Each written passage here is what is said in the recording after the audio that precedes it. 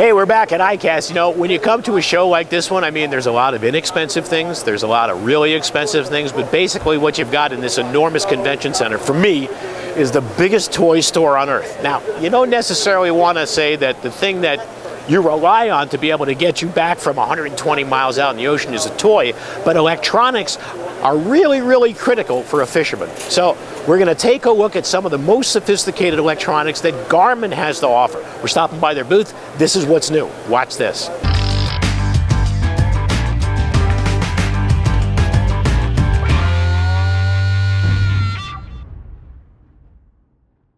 Hey, we're here with Wes Owen. Wes is with Garmin. He's going to walk us through one of the new systems. You got to tell me what we call this. What do we call the system? Speaking of toys, we got some really cool toys here. Really cool toys. Really cool toys. So this is our GPSMAP glass helm series.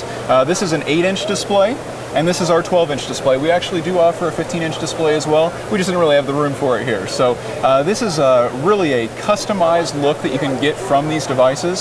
Since it's called the glass helm series, we try to give it that really sleek finish. As you can see here, it just looks like it's built custom-made for this platform here. So really, really impressive. We've gone through and we've kind of revamped our user interface a little bit for user friendliness. That's what we really are kind of known for, is our user friendliness product. So basically here, everything is 1 or 2 touches away. We've got this really nice menu bar that's always at the bottom of the screen.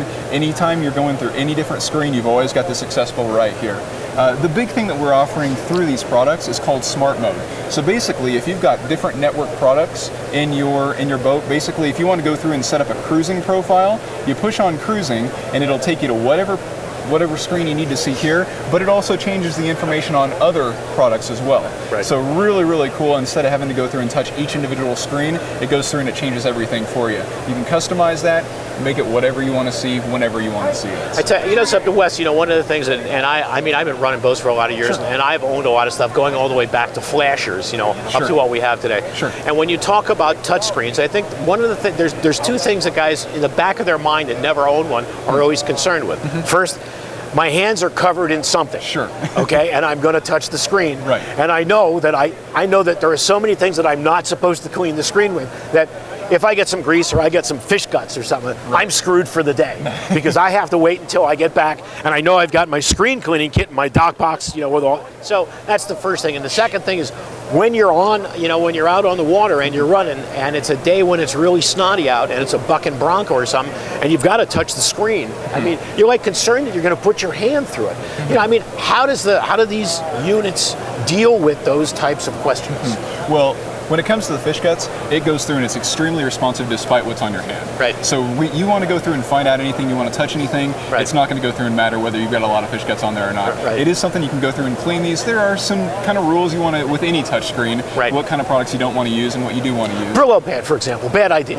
Bad idea. We don't recommend that here at Garmin. So with that being said, very easy to use despite whatever, you know, very user-friendly, whether you've got a lot of guts on your hand or not, whether it's wet, anything like that. So really, really user-friendly there.